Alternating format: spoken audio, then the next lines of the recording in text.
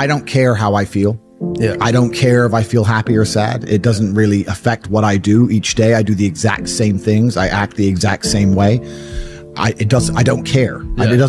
I don't put weight to the significance of the emotion. So I always consider myself a happy person, but if I woke up and I was slightly less happy one day than another, it wouldn't affect anything I do, and I wouldn't put any relevance to it. I'm human, and that's life. But truthfully, it doesn't matter if it's getting a girl or it's making money or it's getting status. It doesn't matter what it is. As a man, we live in hyper-competitive environments. I don't think enough men understand how competitive the world is. If you want a girl, you're competing against other men. You're not the only man who had the idea of getting that girl. There's no girl you're going to see and go, I'll get that girl, and didn't cross anyone else's mind. Everybody else wants her. You have to outcompete other men. You have to be as competitive as possible. You have to be as successful as possible in all realms. You have to be as good looking, as funny, as smart, as spontaneous, as interesting, as charismatic, as rich as possible. You need to try very hard to be your absolute best. And as you become a better man, you'll crack through different tiers of attractiveness, and eventually you get to the top and you'll be able to have any girl you want. But the truth is, I have a lot of guys ask me, similar to your question, a guy will come to me and go, how do I get a girl? I'm like, bro, you're a loser. Yeah, but I know, but how do I get a girl? Well, you're a fucking loser. You're a loser. Why are you asking me? It's like saying, how do I win a race with a push bike? You're racing Ferraris. What do you want me to do? Yeah. There's only so much you can do. There's only so hard you can pedal. There's only so many tricks and tips. There's only so many game things you can say, so many pickup lines. If you're a loser, it's going to be very, very difficult, and it's going to get harder and harder. The game is rigged to become harder and harder for men. It's not getting easier. It's going the other way. And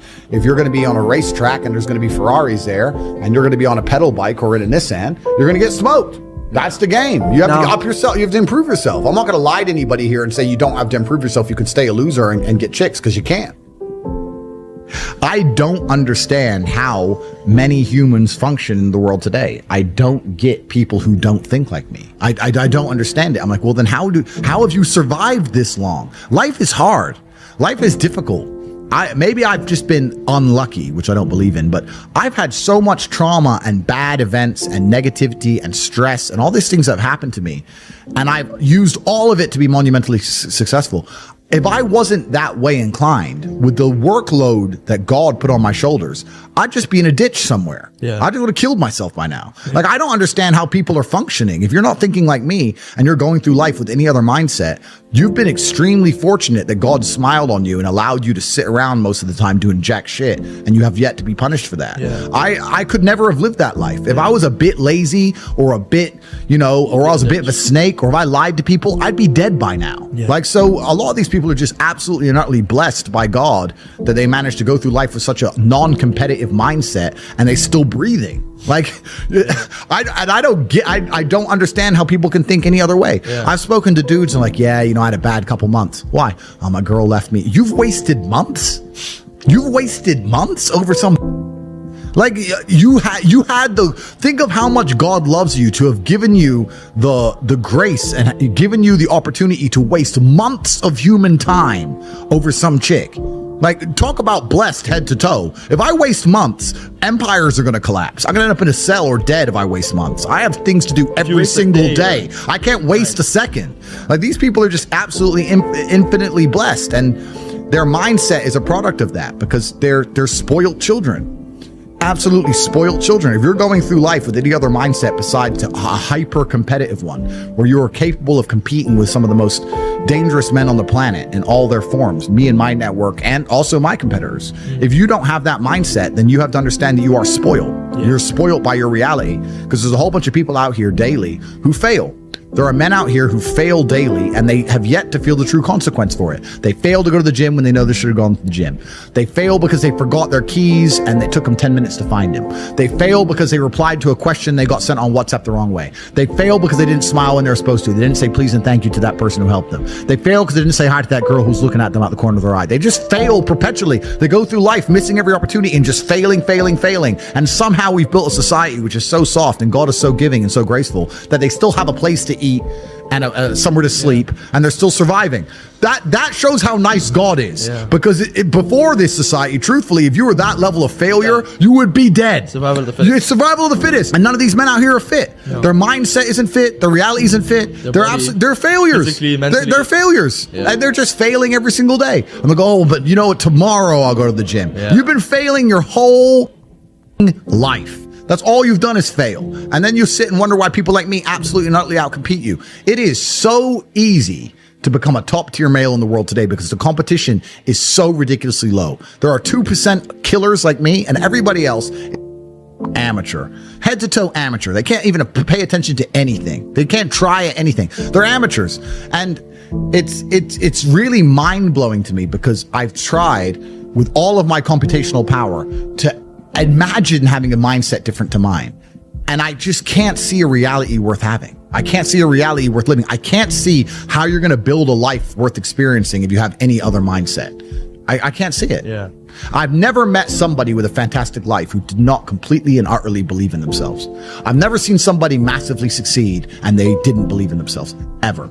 I've never seen somebody who just allows life to happen to them and become blown off course by some sadness, end up doing massively monumental and important things. I've never seen it. It's never happened. It does, and it's never going to happen.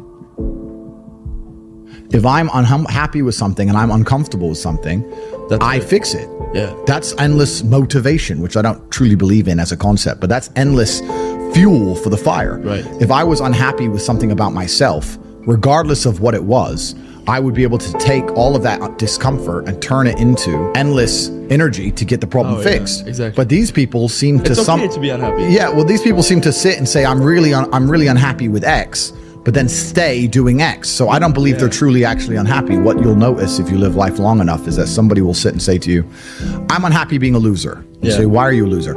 I just sit at home and play video games 7 days a week. And you're like, okay.